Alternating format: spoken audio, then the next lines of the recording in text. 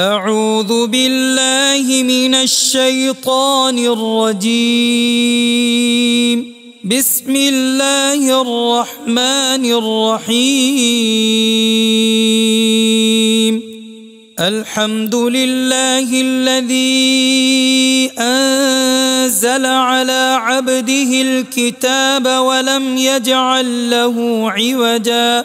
قيما لينذر بأسا شديدا من لدنه ويبشر المؤمنين الذين يعملون الصالحات أن لهم أجرا حسنا ماكثين فيه أبدا وينذر الذين قالوا اتخذ الله ولدا ما لهم به من علم ولا لآبائهم كبرت كلمة تخرج من أفواههم إن يقولون إلا كذبا فلعلك باخع نفسك على آثارهم إن لم يؤمنوا بهذا الحديث أسفا إنا جعلنا ما على الأرض زينة لها لنبلوهم أيهم أحسن عملا وإنا لجاعلون ما عليها صعيدا جرزا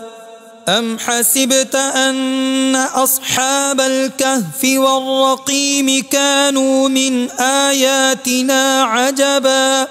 إذ أوى الفتية إلى الكهف فقالوا ربنا آتنا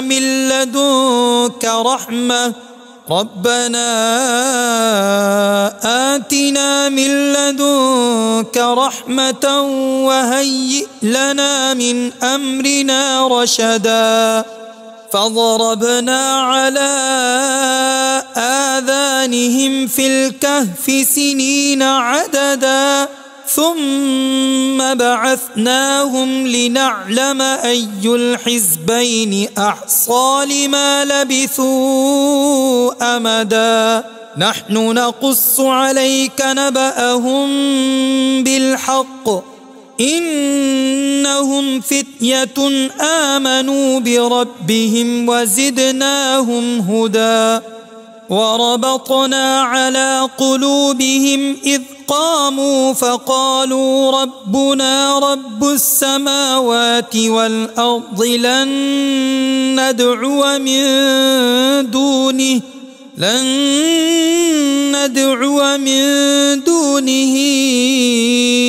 إلها لقد قلنا إذا شططا هؤلاء قومنا اتخذوا من دونه آلهة لولا يأتون عليهم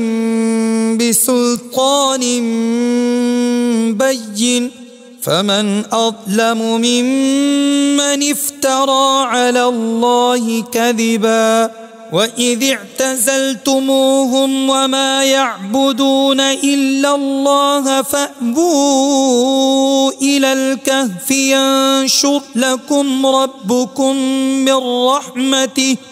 ينشر لكم ربكم من رحمته ويهيئ لكم من أمركم مرفقا وترى الشمس إذا طلعت تزاور عن كهفهم ذات اليمين وإذا غربت تقرضهم ذات الشمال وهم في فجوة منه ذلك من آيات الله من يهد الله فهو المهتد ومن يضلل فلن تجد له وليا مرشدا وتحسبهم أيقاظا وهم رقود ونقلبهم ذات اليمين وذات الشمال وكلبهم باسط ذراعيه بالوصيد لو اطلعت عليهم لوليت منهم فرارا ولملئت منهم رعبا وكذلك بعثناهم ليتساءلوا بينهم قال قائل منهم كم لبثتم قالوا لبثنا يوما أو بعض يوم قالوا ربكم أعلم بما لبثتم فابعثوا أحدكم بورقكم هذه إلى المدينة فلينظر أيها أزكى طعاما فليأتكم برزق منه وليتلطف ولا يشعرن بكم أحدا إنهم إن يظهروا عليكم يرجموكم أو يعيدوكم في ملتهم ولن تفلحوا إذن أبدا وكذلك أعثرنا عليهم ليعلموا أن وعد الله حق وأن الساعة لا ريب فيها إذ يتنازعون بينهم أمرهم فقالوا ابنوا عليهم بنيانا ربهم أعلم بهم قال الذين غلبوا على أمرهم لنتخذن عليهم مسجدا سيقولون ثلاثة رابعهم كلبهم ويقولون خمسة سادسهم كلبهم رجما بالغيب ويقولون سبعة وثامنهم كلبهم قل ربي أعلم بعدتهم ما يعلمهم إلا قليل فلا تمار فيهم إلا مراء ظاهرا ولا تستفت فيهم منهم أحدا ولا تقولن لشيء إني فاعل ذلك غدا إلا أن يشاء الله واذكر ربك إذا نسيت وقل عسى أن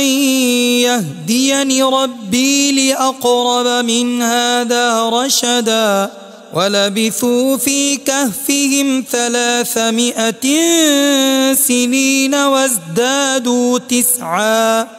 قل الله أعلم بما لبثوا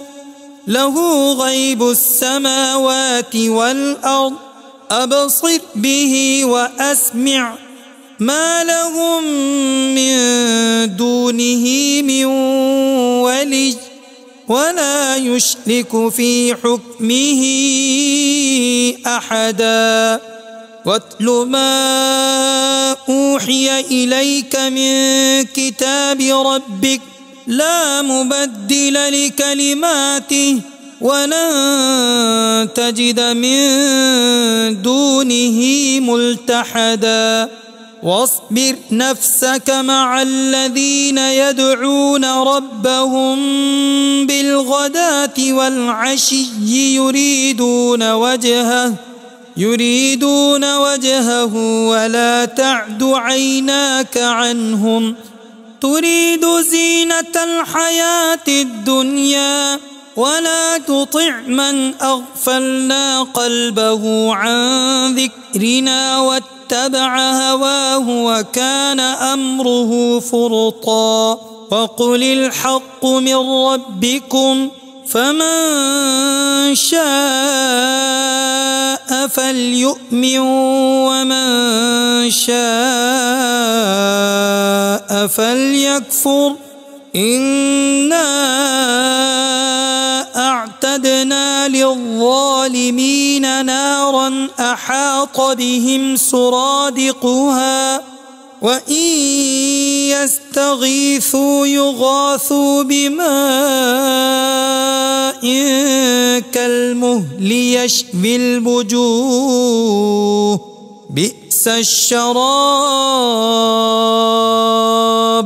بئس الشراب وساءت مرتفقا إن الذين آمنوا وعملوا الصالحات إنا لا نضيع أجر من أحسن عملا أولئك لهم جنات عدن تجري من تحتهم الأنهار يحلون فيها من أساور من ذهب ويلبسون ثيابا خضرا من سندس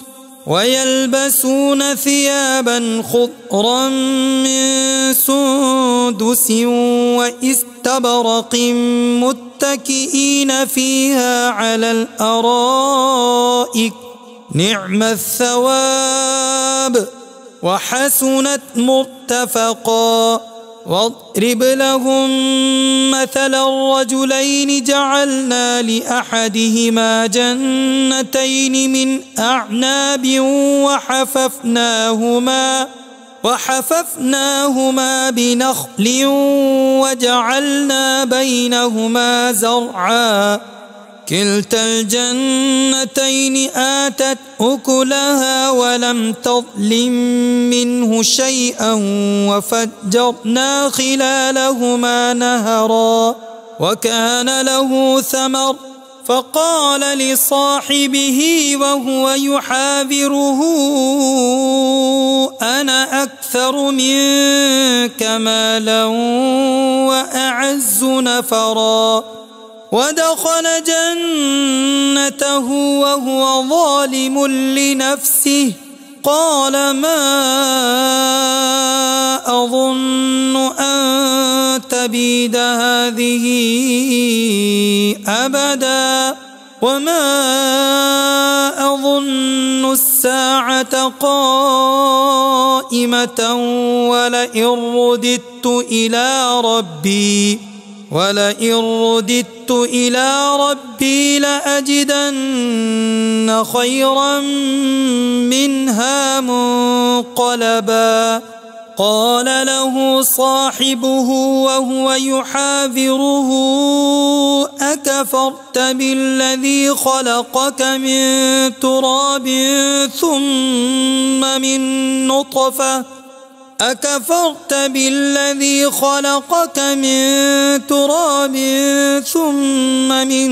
نطفة ثم سواك رجلا لكن هو الله ربي ولا أشرك بربي أحدا ولولا إذ دخلت جنتك قلت ما شاء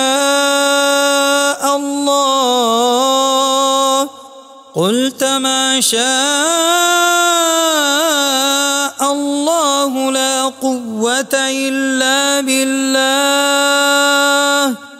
إن ترني أنا أقل منك مالا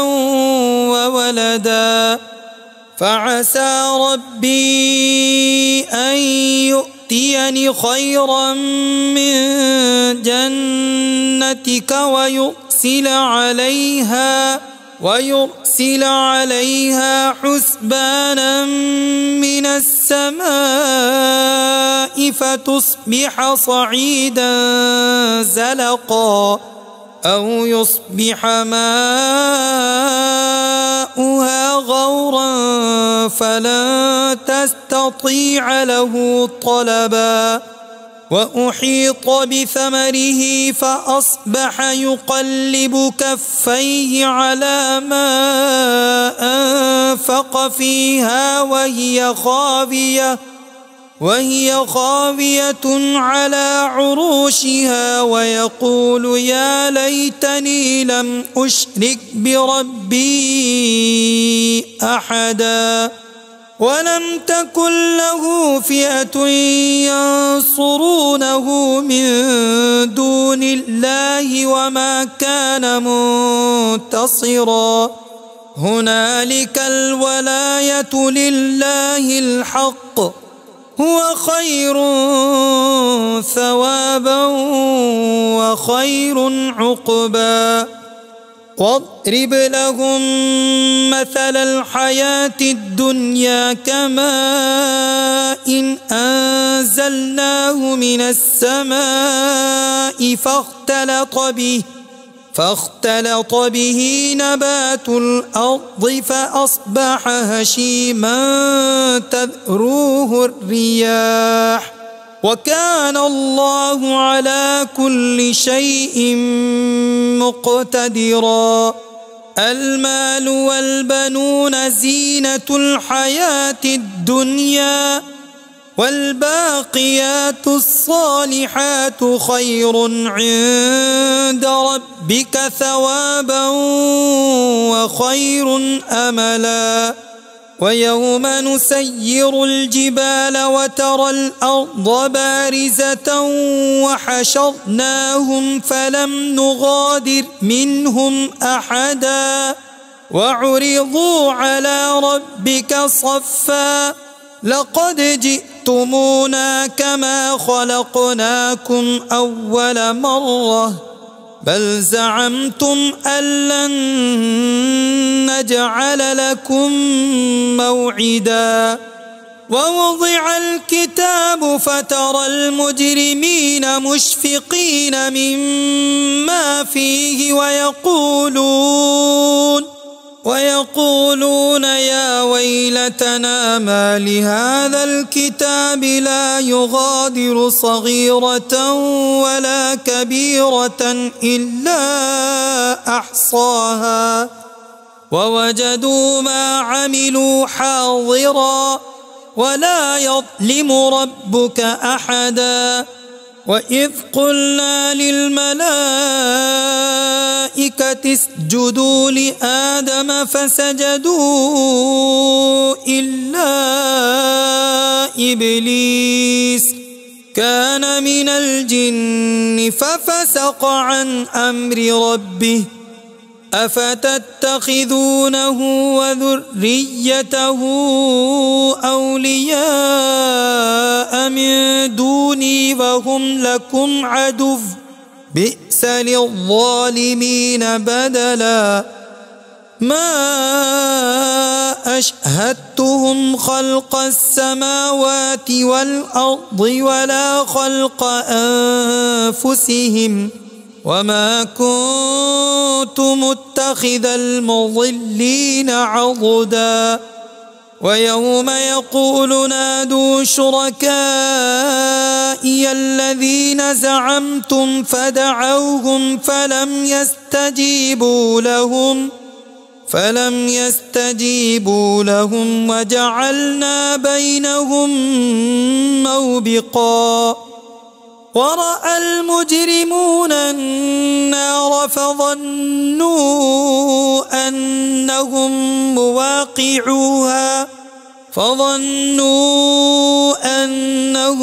مواقعوها ولم يجدوا عنها مصرفا ولقد صرفنا في هذا القرآن للناس من كل مثل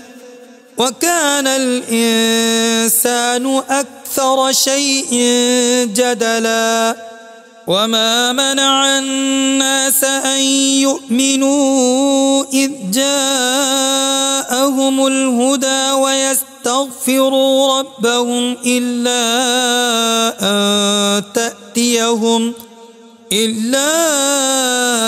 أن تأتيهم سنة الأولين أو يأتيهم العذاب قبلا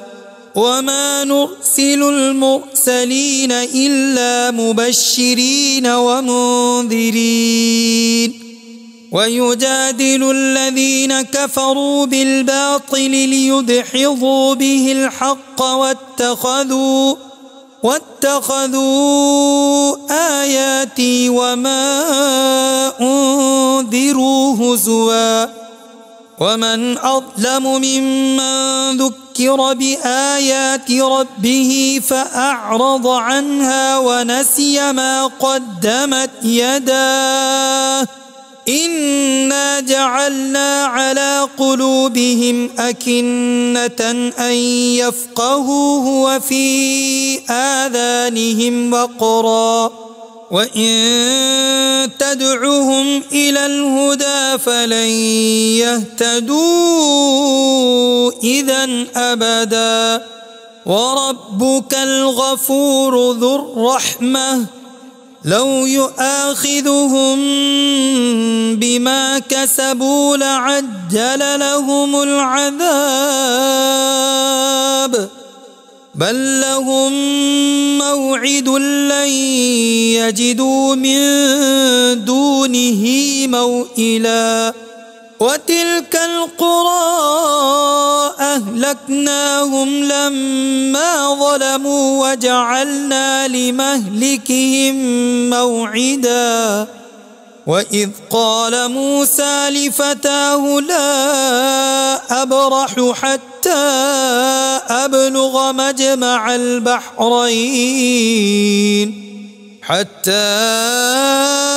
أبلغ مجمع البحرين أو أمضي حقبا فلما بلغا مجمع بينهما نسيا حوتهما فاتخذ سبيله في البحر سربا فلما جاوزا قال لفتاه آتنا غداءنا لقد لقينا من سفرنا هذا نصبا قال أرأيت إذ أوينا إلى الصخرة فإني نسيت الحوت وما أنسانيه إلا الشيطان أن أذكره واتخذ سبيله في البحر عجبا قال ذلك ما كنا نبغ فارتدا على آثارهما قصصا فوجدا عبدا من عبادنا آتيناه رحمة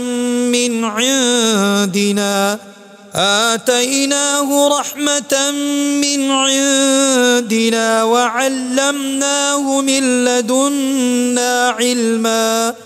قال له موسى هل أتبعك على أن تعلمني مما علمت رشدا قال إنك لن تستطيع معي صبرا وكيف تصبر على ما لم تحط به خبرا قال ستجدني إن شاء الله صابرا ولا أعصي لك أمرا قال فإن اتبعتني فلا تسألني عن شيء حتى أحدث لك منه ذكرا فانطلقا حتى إذا ركبا في السفينة خرقها قال أخرقتها لتغرق أهلها لقد جئت شيئا إمرا قال ألم أقل إنك لن تستطيع معي صبرا قال لا تؤاخذني بما نسيت ولا ترهقني من أمري عسرا فانطلقا حتى إذا لقيا غلاما فقتله قال أقتلت نفسا زكية بغير نفس لقد جئت شيئا نكرا قال ألم أقل لك إنك لن تستطيع معي صبرا قال إن سألتك عن شيء بعدها فلا تصاحبني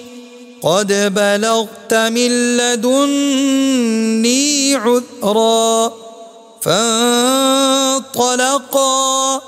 حتى إذا أتيا أهل قرية استطعما أهلها فأبوا أن يضيفوهما فوجدا فيها جدارا يريد أن ينقض فأقامه قال لو شئت لاتخذت عليه أجرا قال هذا فراق بيني وبينك سأنبئك بتأويل ما لم تستطع عليه صبرا أما السفينة فكانت لمساكين يعملون في البحر فأردت أن أعيبها وكان وراءهم ملك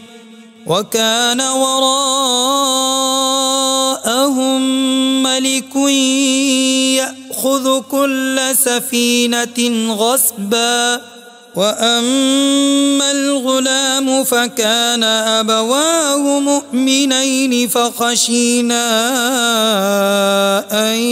يرهقهما طغيانا وكفرا فأردنا أن يبدلهما ربهما خيرا منه زكاة وأقرب رحما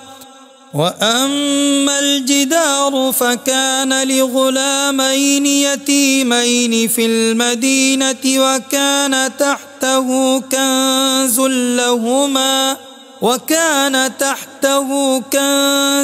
لهما وكان أبوهما صالحا فأراد ربك أن يبلغا أشدهما ويستخرجا كنزهما رحمة من ربك وما فعلته عن أمري ذلك تأويل ما لم تسطع عليه صبرا ويسألونك عن ذي القرنين قل سأتلو عليكم منه ذكرا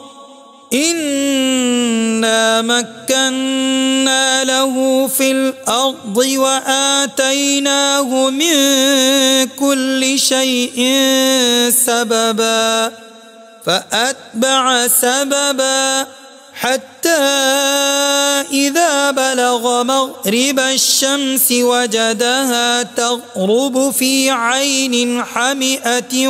ووجد عندها قوما قلنا يا ذا القرنين إما أن تعذب وإما أن تتخذ فيهم حسنا قال أما من ظلم فسوف نعذبه ثم يرد إلى ربه فيعذبه عذابا نكرا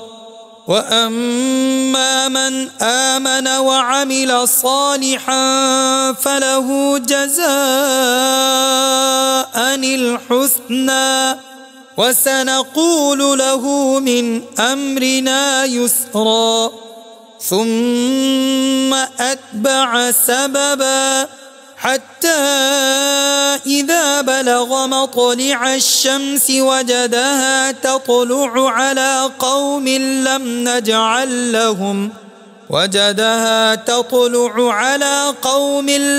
نجعل لهم من دونها سترا كذلك وقد أحطنا بما لديه خبرا ثم أتبع سببا حتى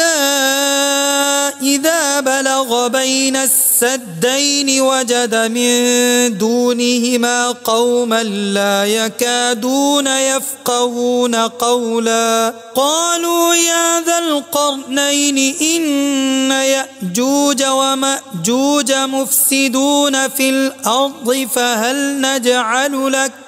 فهل نجعل لك خرجا على أن تجعل بيننا وبينهم سدا قال ما مكني فيه ربي خير فأعينوني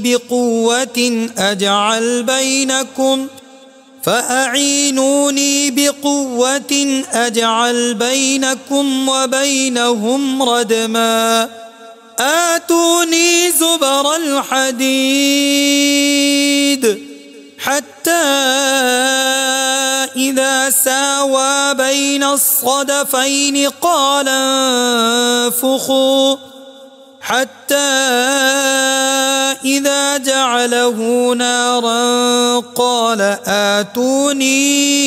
أفرغ عليه قطرا فما استطاعوا أن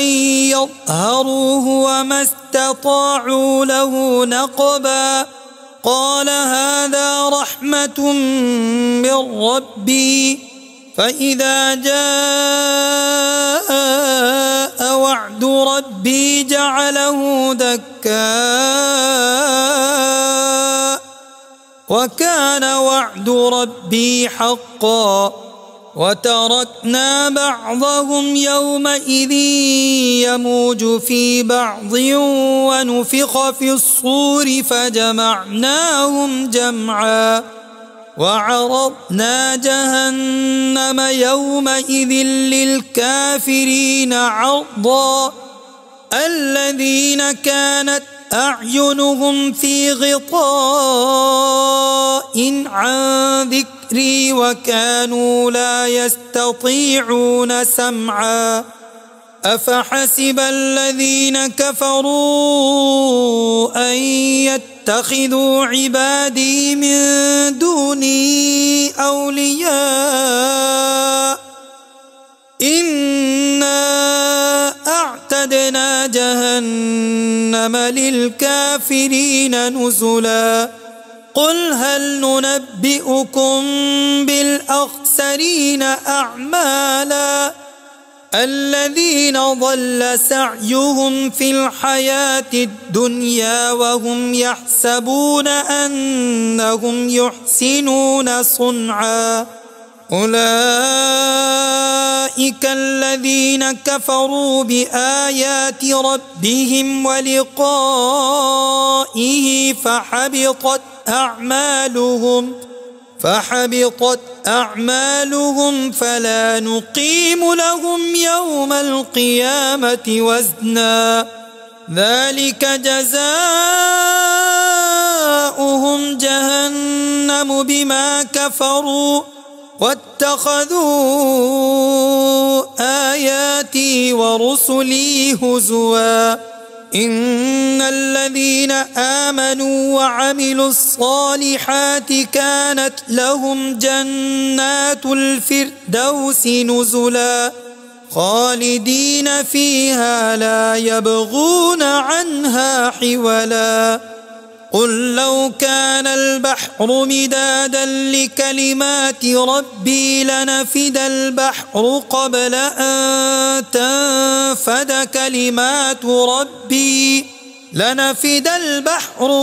أن تنفد كلمات ربي ولو جئنا بمثله مددا قل إنما أنا بشر مثلكم يوحى إلي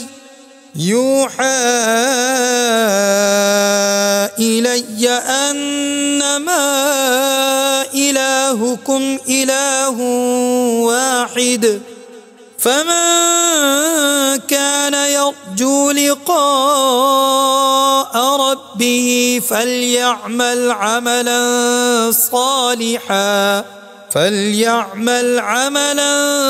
صالحا ولا يشرك بعبادة ربه أحدا صدق الله العظيم.